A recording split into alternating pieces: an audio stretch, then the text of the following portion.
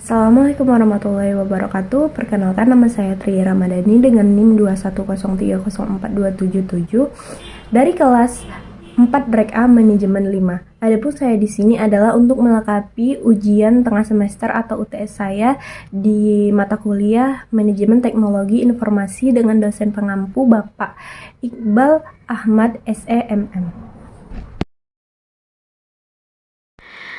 Universitas Muhammadiyah Riau memiliki 8 fakultas dan 25 prodi. Salah satunya adalah Prodi Manajemen. Saya memilih Prodi Manajemen karena ketertarikan saya di dunia bisnis dan saya mempercayai UMRI sebagai tempat saya melanjutkan studi saya karena UMRI memiliki fasilitas yang memadai untuk menunjang pembelajaran kami seperti lab komputer yang sangat baik dan juga kelas yang nyaman untuk tempat kami belajar, serta dosen-dosen yang terlatih di bidangnya untuk mengarahkan kami mencapai tujuan kami dan mencapai kesuksesan kami.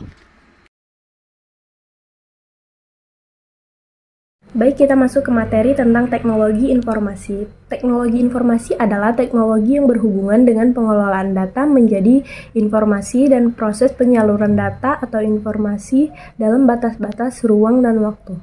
Contoh dari teknologi informasi adalah komputer.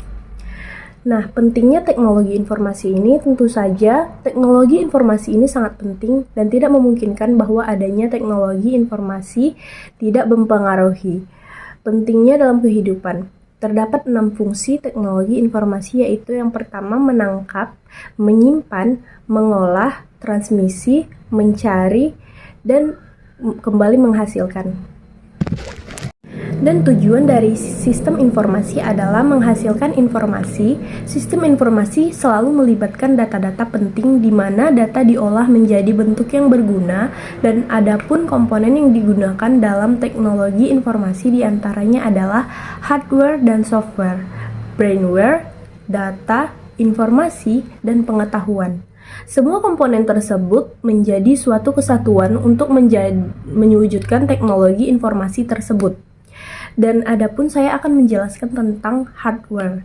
Hardware adalah suatu komponen yang ada pada komputer, bisa dilihat secara kasat mata dan mampu disentuh secara fisik. Adapun contoh dari hardware tersebut contohnya adalah CPU, monitor, dan keyboard. Dan adapun software. Software adalah sebuah perangkat lunak. Adapun kumpulan data elektronik yang disimpan dan diatur oleh komputer bisa berupa program yang berguna untuk menjalankan suatu perintah.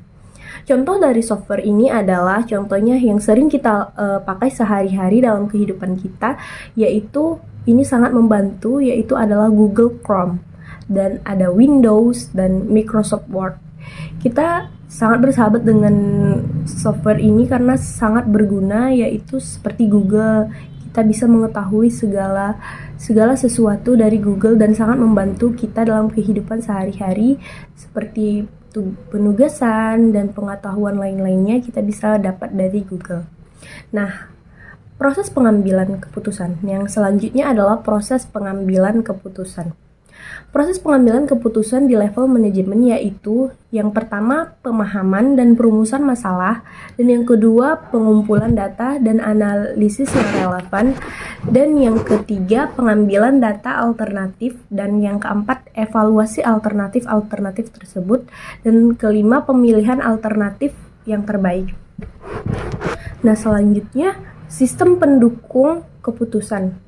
Sistem pendukung keputusan adalah bagian dari sistem informasi berbasis komputer yang dipakai untuk mengambil keputusan dalam suatu organisasi atau perusahaan.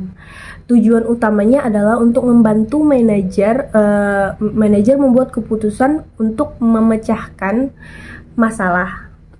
Sistem pendukung keputusan adalah suatu sistem informasi yang menggunakan model-model keputusan basis data dalam pemikiran manajer itu sendiri. Selanjutnya data. Data merupakan suatu sekumpulan informasi atau juga keterangan-keterangan dari suatu hal yang diperoleh dengan melalui pengamatan atau pencarian sumber-sumber tertentu.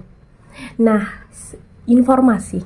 Informasi adalah keterangan pernyataan, gagasan, dan tanda-tanda yang mengandung makna dan pesan, baik data, fakta, maupun penjelasan yang dapat dilihat dan didengar.